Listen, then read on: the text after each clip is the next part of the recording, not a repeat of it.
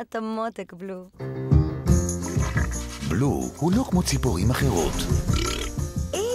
הוא אף פעם לא למד לעוף. אבל הוא עומד לגלות עד כמה הוא באמת נדיר. בלו הוא הזכר האחרון מהזן שלו. יש לי זן? יש רק עוד מקאו כחול אחד בריו דה ז'נרו. ברזיל? הגעת בדיוק בזמן לקרנבל. זאת המסיבה הכי גדולה בעולם. בעוד שניות לא תכיר את עצמך. היא כמו מלאך, היא כל כך קרובה. את עומדת לי על הגרון. קצת עזרה לא תזיק להם. אוקיי, לי אין שום קשר לזה. אבל, את חייבת להודות, זה שיר לא רע בכלל. Naturally, כן. או ליונל. מבית היוצר של עידן הקרח. רגע, חכי, מה את עושה? אני יוצאת מכאן. למה? הכלוב הזה מגניב. ממש נהדר. אני כבולה לציפור היחידה בעולם שלא עפה. יש עוד משהו שאני צריכה לדעת? כן, אני לא יודע לעוף, אני מחטט במקור, ומדי פעם אני משתין בכלי של המים.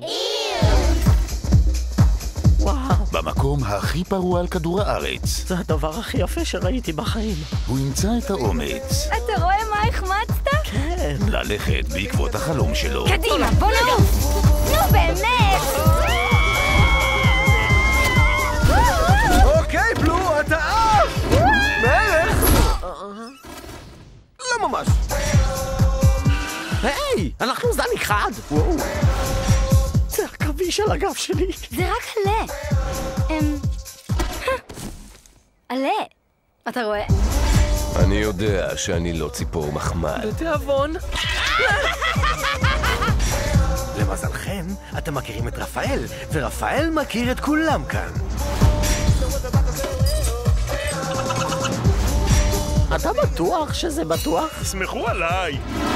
אבל אם משהו קורה, תצעקו ממש חזק, כי אני לא שומע טוב בדבר הזה על הראש.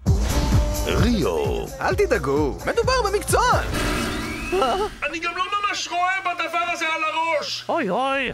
בקרוב בבתי הקולנוע.